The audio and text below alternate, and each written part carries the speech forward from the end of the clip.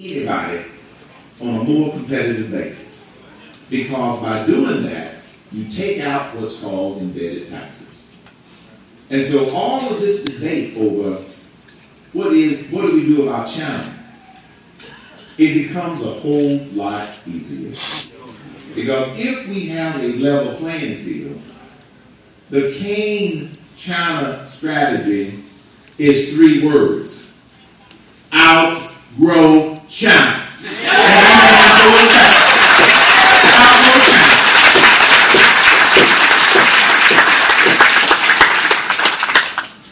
That's the first line. Let's look at the second line. Flat tax on individual personal income, but you can deduct charitable contributions. In other words, the organizations that do the most good in our communities aren't the government. It's local charitable organizations. So I want to encourage people to continue to give to charitable organizations who do the most good for its citizens. Then you'll find and then the third line.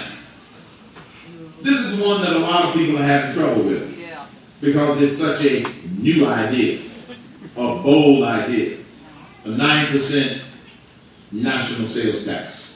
First of all, I'm not talking about state taxes. You're going to pay state taxes no matter what.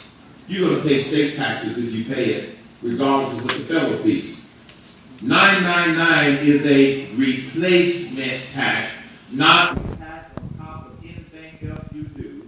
And the way we came up with 999 is because that's the rate we need on those 3 components to replace all payroll taxes, all capital gains taxes, all corporate income taxes, all personal income taxes, and all death taxes. We convert those 5 into those 3 at 999. It is simple, it is fair, it is efficient, and it's also neutral, which means we replace these 5 with 3, and it is fair, according to the Webster definition of fair, which means everybody gets treated the same, not the government.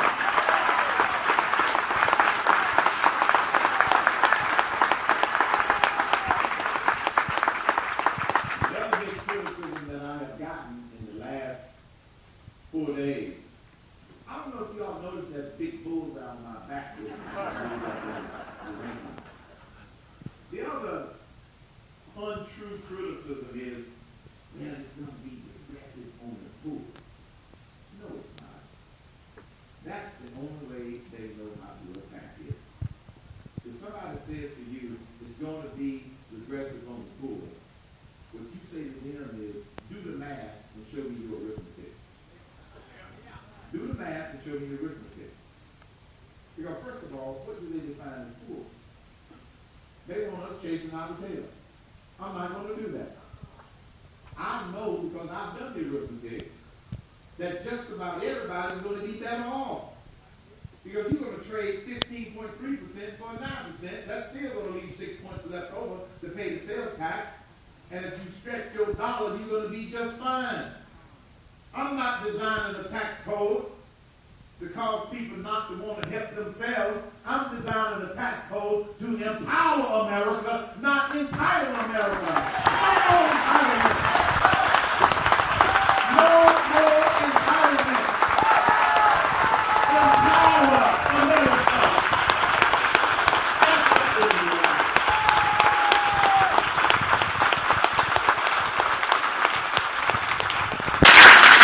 Can't predict how you're going to spend your money for that sales tax.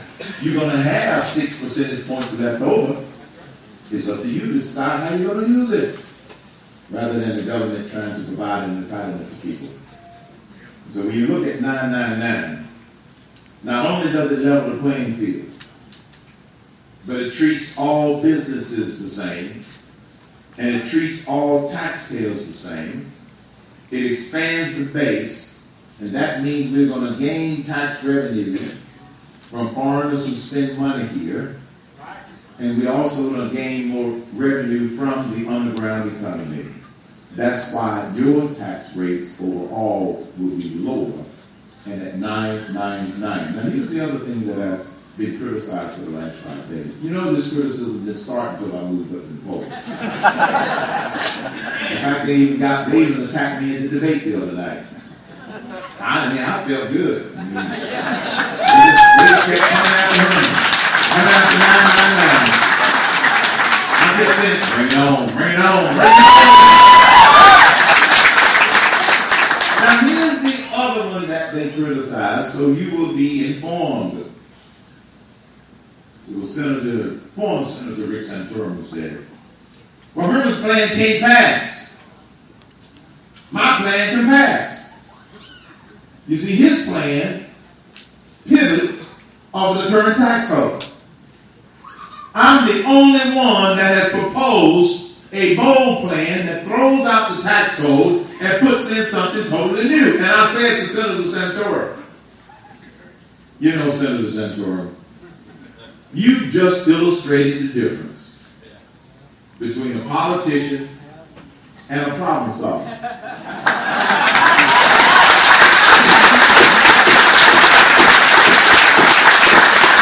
You see, politicians put together proposals of what they think they can pass. Problem solvers put together proposals to fix the problem. That's the difference. I'm not going to Washington, D.C. to keep doing what they've been doing all along. I want to fix the problem. And he basically just verified that fact when he said, well, here's the fact. Yes, it will. Let me tell you how I'm going to pass it. First of all, I'm going to pass 999 in the first 90 days of my administration. And the way I'm going to pass it, because America can't wait. And the way I'm going to pass it is with your help. You see, it was former Senator Eric Dirksen who popularized the statement, when they feel the heat, they will see the light. He was talking about Congress. When Congress introduces, I can't introduce it. I'm going to work with some members of Congress that I'm already talking to. I want them to introduce it the day that I'm sworn in on the Bible. Wow.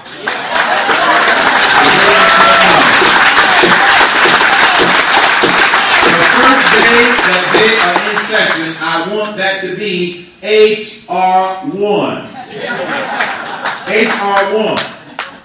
And then I'm going to be giving presidential speeches telling you about it. And because it's so simple, you will understand it, and you'll be able to support it, and you'll be able to demand it.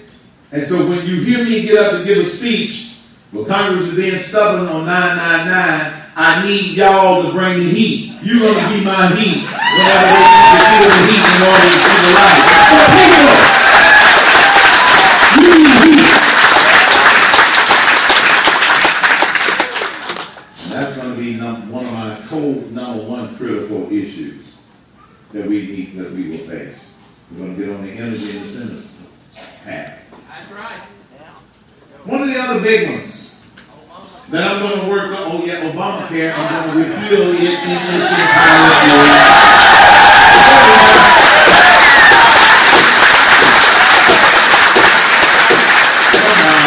I'm sorry I was missing that, but I thought that was before going to be repealed. It can't be fixed. It can't be modified. You got the Democrats talking about, well, let's find those areas where we agree and keep the parts where we agree and throw out the parts where we disagree. I disagree with all of it.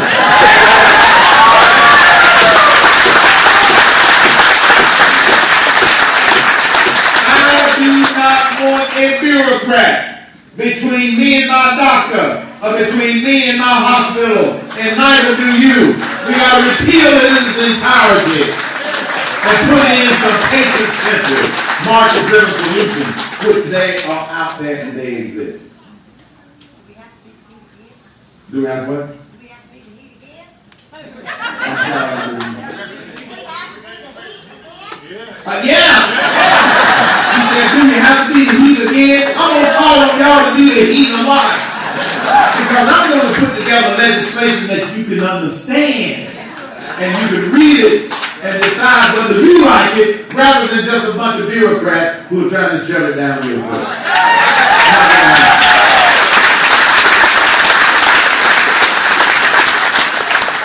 My approach is the same for every one of these issues. Make sure you're working on the right problem, assign the right priority, surround yourself with good people. I'm already talking to good people about foreign policy. I had somebody ask me today, Mr. Kane, you know that the criticism of you is that you don't have extensive foreign policy experience. And the guy there now does.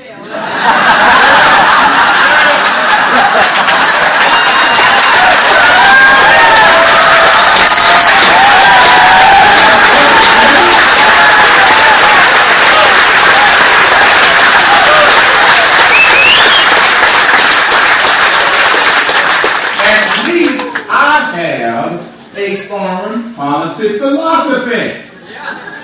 You don't need to know all the details if you have a philosophy. My foreign policy philosophy is an extension of the Reagan philosophy. The Reagan philosophy, as you will recall, peace through strength.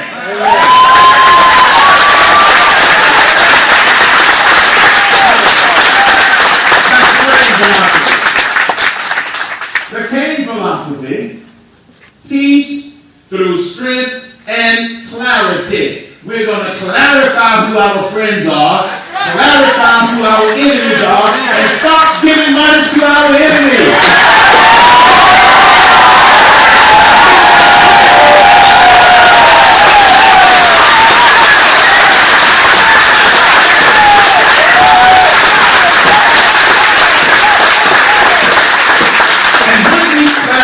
Who our enemies are and our friends are, I'm going to make sure that the rest of the world knows who our friends are, and I want them to know that we're going to stand with our friends, we're not going to waver, and that starts with standing with Israel.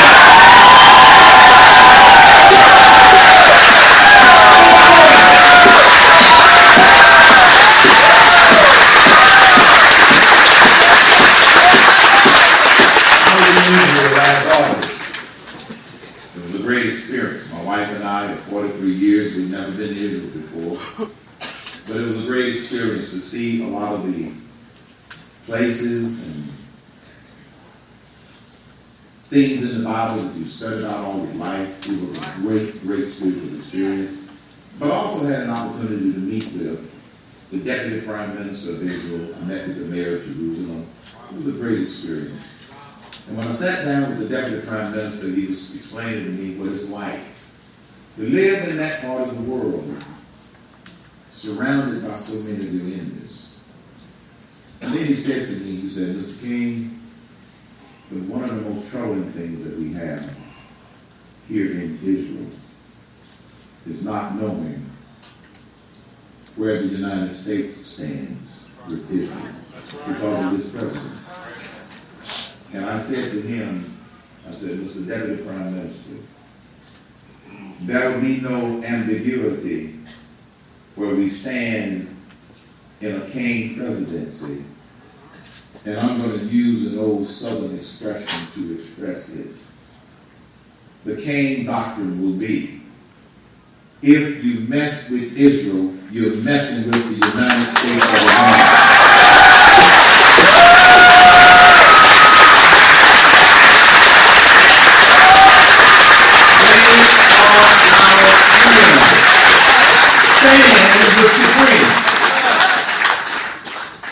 And I said, Mr. Deputy Prime Minister, if I need to translate it for you, he said, Mr. Kane, I think I understand.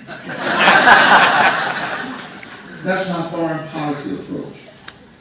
People say, well, what are you going to do about Afghanistan? Well, there are a lot of facts that I don't know about Afghanistan. I want to get the troops out of there just as fast as anybody else. But I'm not going to, for political reasons, say that we're going to draw down the troops from the surge when the surge was working. And the last thing I'm going to do as Commander-in-Chief is to send a press release to the enemy telling them what we're going to do. That's not good common sense.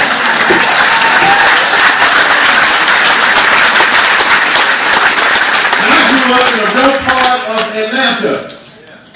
And sometimes I was confronted by some bullies that wanted to beat me and my brother up. So I would put my hands in my pockets. But I didn't tell them what was in my pocket. I got to go on my heels and say, "Sucker, if you feel froggy, skunk." And they had no idea what I had in my pocket. That's how you deal with the enemy. You don't tell them what you got in your pocket.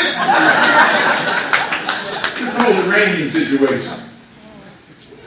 Iran's fingerprints are all over this latest incident where they were trying to assassinate somebody in our country. They wanted, look, Iran's fingerprints are all over it. I haven't looked at all of the data and all of the intelligence, and based upon the media reports, it suggests that they were behind this. But before I make a decision about what we need to do about it, I need to take a look at all of the information. But let's assume for a moment that they were involved in this.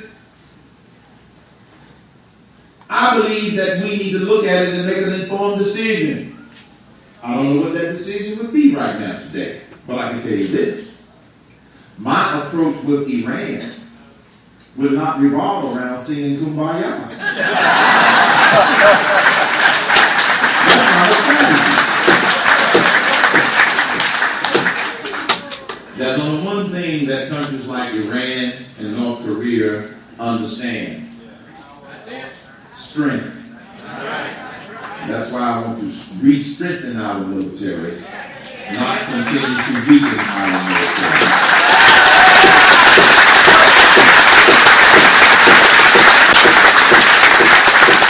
The good news is we can take this nation back and put it on the right track. And the great thing that's going on in this country is you. This sleeping giant called We the People has awakened. This sleeping giant called We the People is not going back to sleep. This sleeping giant called We the People are coming out to Tea Party events. This sleeping giant called We the People are tired of politics as usual in Washington, D.C. This sleeping giant called We the People, they want a people's president and not another politician as president.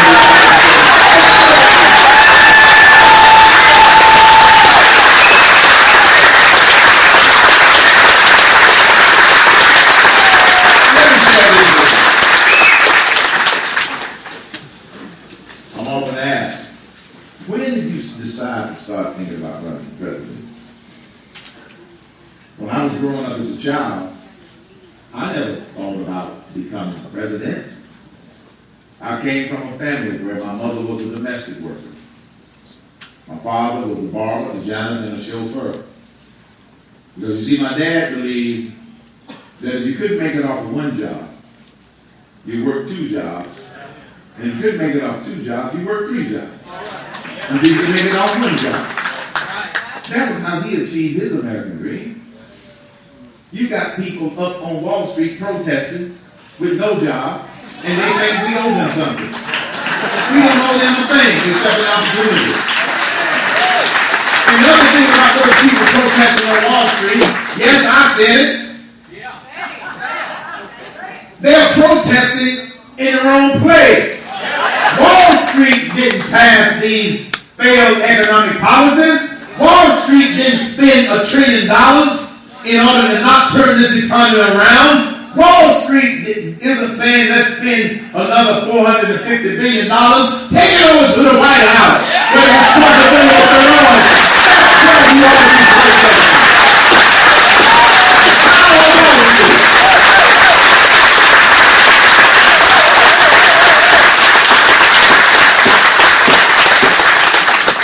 Dad were alive today, I could hear them saying, have they lost their mind?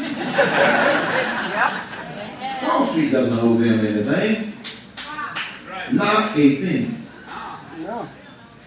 So I came from a family where you learn to succeed the old-fashioned way. You work for it. You work for it. And so I didn't grow up saying I wanted to be president of the United States. I came from a very humble family. They gave me my belief in God, my belief in myself, and my belief in this country. And they told me that I could be anything that I wanted to be. I might have to work a little harder, and might have to work a little longer. That's been my mantra throughout my life.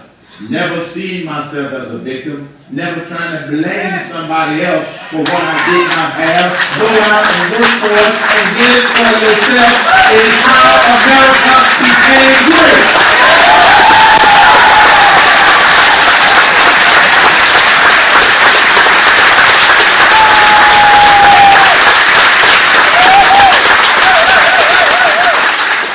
It wasn't until President Barack Obama became president that I started thinking about running for president. I could not stand to watch the weakening of America. I couldn't stand it, and because I had a radio call-in talk show, I heard from many of you saying the same thing.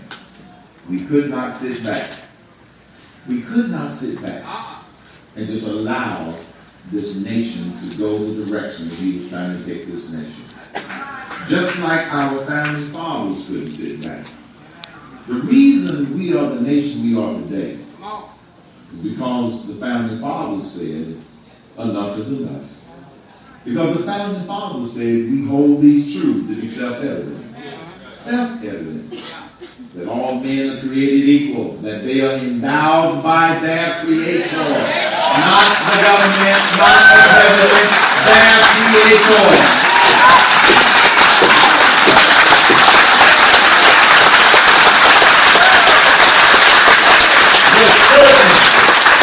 Unalienable rights. You notice it said certain unalienable rights. That among these, life, liberty, and the pursuit of happiness. Since it was among these, life, liberty, and the pursuit of happiness, there were probably some other unalienable rights that they were thinking about. I happen to think that they were thinking about another unalienable right. The right to protect yourself, to protect your family, and to protect your property. We call it the Second Amendment.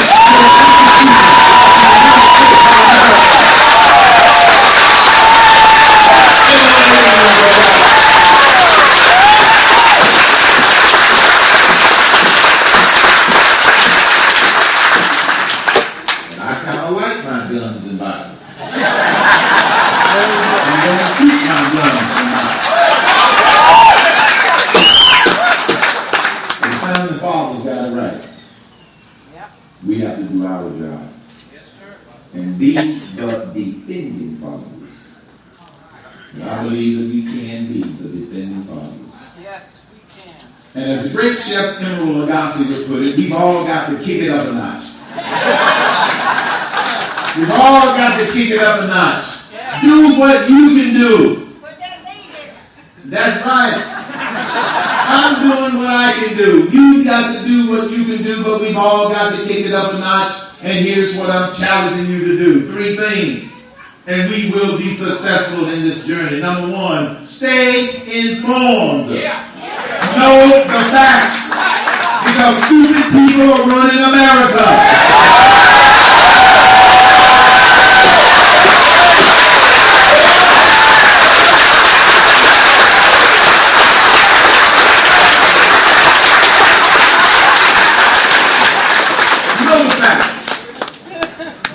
This 24/7 media that we're exposed to, some of it is true and half of it is garbage. That's right. And you need to know the difference between the two.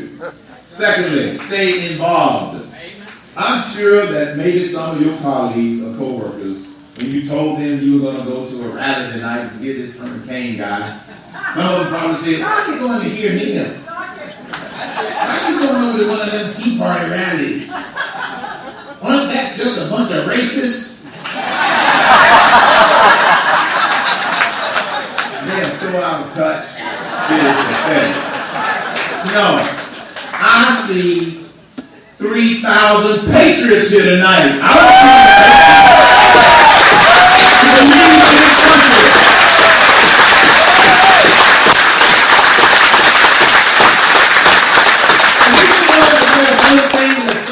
haven't figured out yet. This ain't about color. This is about character, content, and solutions. That's what this is about.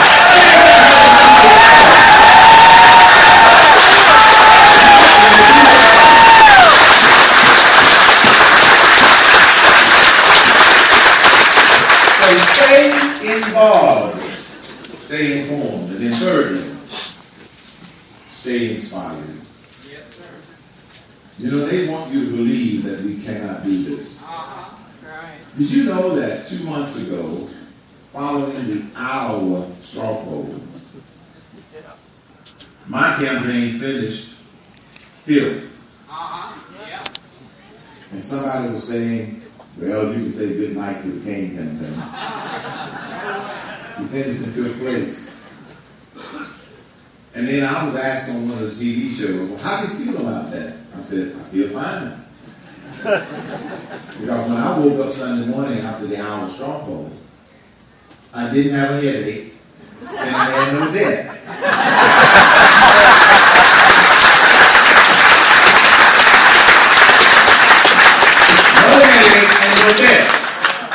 My campaign just kept chugging along.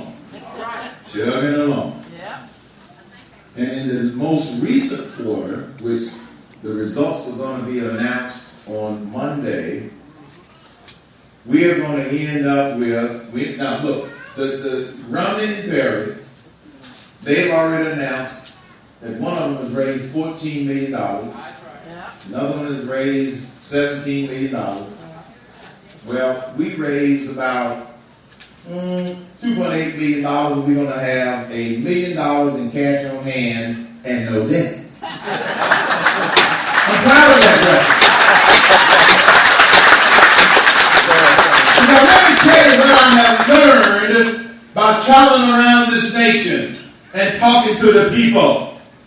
Message is more important than money. That's what's going to determine the outcome of this primary. And this is going to determine the next president of the United States. So believe that we can do this. I do. I believe we can do it.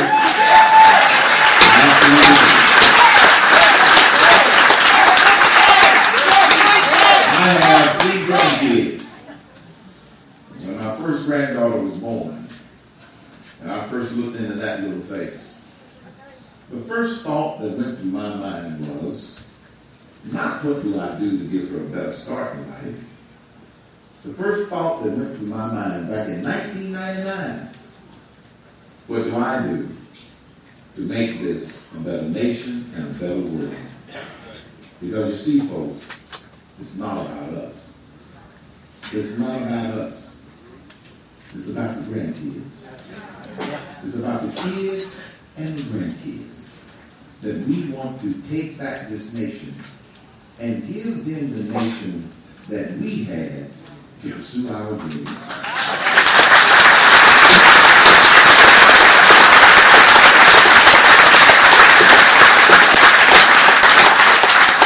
And Ronald Reagan used to remind us, when he was president, about this very fragile thing called freedom and liberty.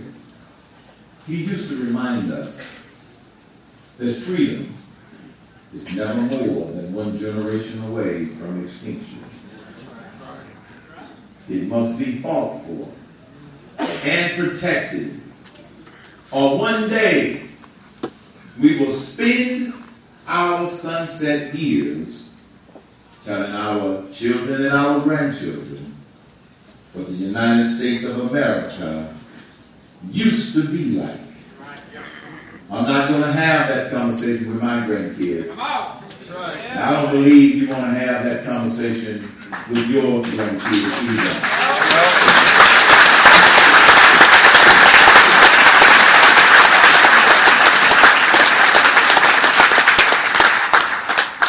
And it's because it is for the grandkids that I am inspired that we're going to be able to do this. Because you see, the United States of America has a secret weapon.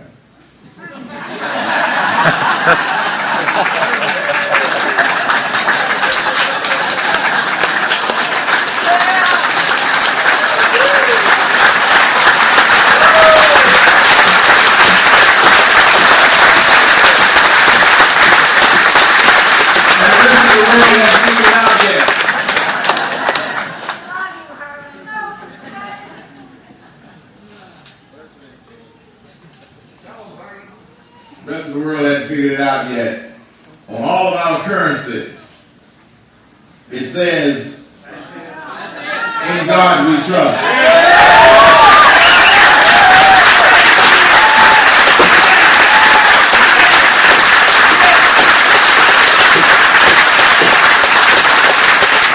And if you look at the fourth verse of the national anthem, the Star Spangled Banner, right in the middle of it, I didn't even discover this until I was doing a tea party in Douglasville, Georgia, months and months and months ago, and a Marine stepped up to the microphone and sang a cappella. The first and the fourth verse of the national anthem brought chills to my soul. And he reminded me, and I never forgot, because in the middle of that fourth verse that we usually don't even sing, it says, not in God we trust. It says, in God is our trust. That's what founded this nation, and that's what's going to save this nation. For our future reference.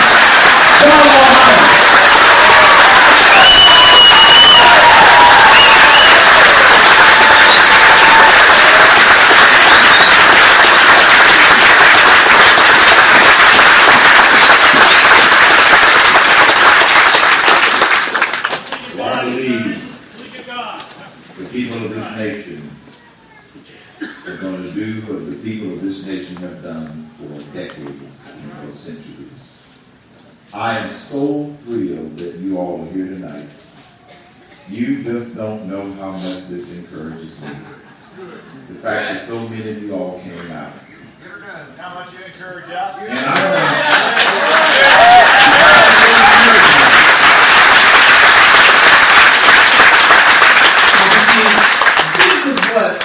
the folk in D.C. don't get. Because they don't get out here to meet with you. The sacrifice you make to come out and hear my message. And like I said, message is more powerful than money. And the voice of the people is more powerful than the media. And that's what you vote, and you get your friends and your family to vote. And that's why I'm confident that I'm going to be in this thing to the end of the nomination. And if I wasn't in it to win it, folks, I wouldn't be in it.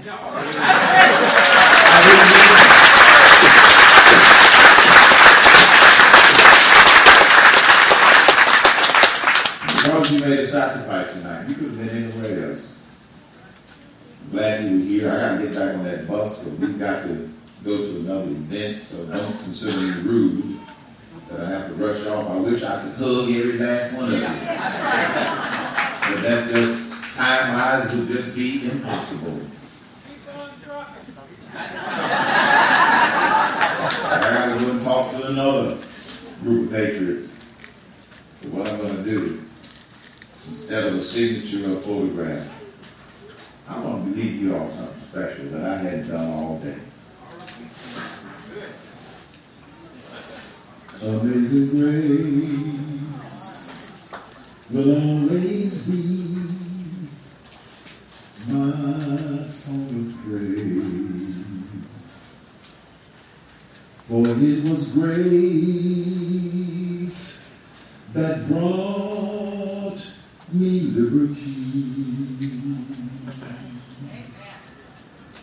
I'll never know why Jesus came to love me so.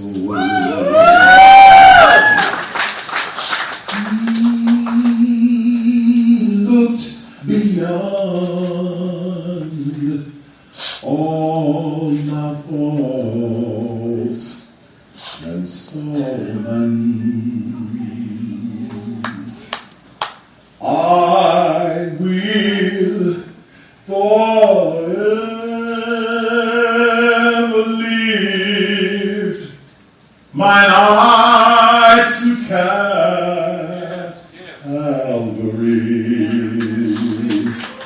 to view the cross where Jesus died for me.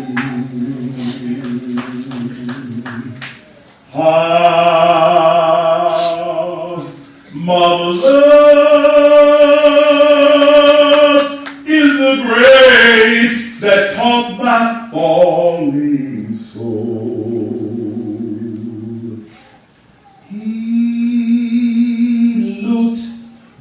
of